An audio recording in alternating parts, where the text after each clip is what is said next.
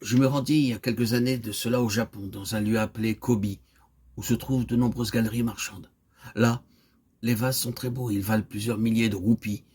Je me renseignais afin de savoir comment et où ces vases étaient fabriqués, ainsi que leur prix. Le commerçant me dit, monsieur, ces vases ont été fabriqués avec de petits morceaux de papier dégoûtants et laids jetés sur la route. Croyez-vous cela? Monsieur, continua-t-il, nous allons ici et là dans les rues du Japon et nous ramassons tous les détritus de papier jonchant le sol. Nous les mettons alors dans une machine pour les transformer en fine pâte avec laquelle ces vases sont fabriqués. Ce matériau s'appelle du papier mâché et des motifs de différentes couleurs sont peints à la main.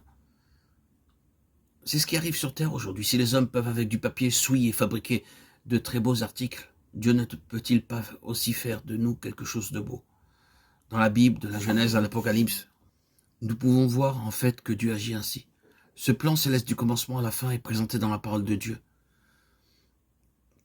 Dieu travaille à ce plan. C'est le but de Dieu de toute éternité, manifester sa gloire en nous et par nous.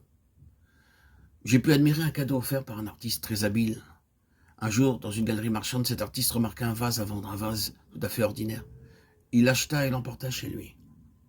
Il prit alors ses pinceaux, ses brosses et commença à dessiner sur ce vase de magnifiques motifs d'arbres, de fleurs. L'artiste travailla durant des heures et des jours. Il le donna à l'un de ses amis et dit « Mon cher ami, je t'apporte un cadeau. » Cet ami fut émerveillé de recevoir un tel cadeau.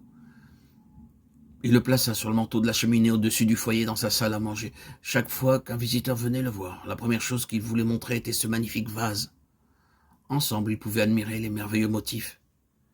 Et la première question, à coup sûr, était « Où avez-vous eu ce vase? Vous avez dû le payer cher.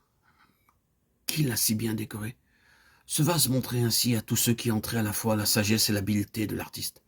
Sa valeur marchande était dérisoire, sa vraie valeur résidait dans le fait qu'il mettait en évidence pour tous la sagesse et l'habileté de l'artiste. C'est cette pensée qui nous conduit dans le 10e verset du chapitre 3 des Éphésiens. C'est pourquoi les dominations, les autorités dans les lieux célestes connaissent aujourd'hui par l'Église la sagesse infiniment variée de Dieu. Lorsque par la grâce de Dieu nous sommes rachetés par le sang de son Fils, nous sommes comme ces vases d'argile entre les mains du Maître. Sans que nous le sachions, la main habile de Dieu travaille en nous, élabore des motifs célestes. Le monde peut voir seulement nos lèvres épaisses, notre visage noir, notre nez disgracieux, mais Dieu ne voit pas cela. Jour et nuit, il continue son travail en nous. Le jour vient où il nous présentera devant tous les anges et dira « Venez mes anges et considérez ce vase appelé Paul. » Ceux-ci diront à Dieu « Comment l'as-tu fait si merveilleux ?» Nous savions que cet homme sans beauté, sans valeur aucune, vivait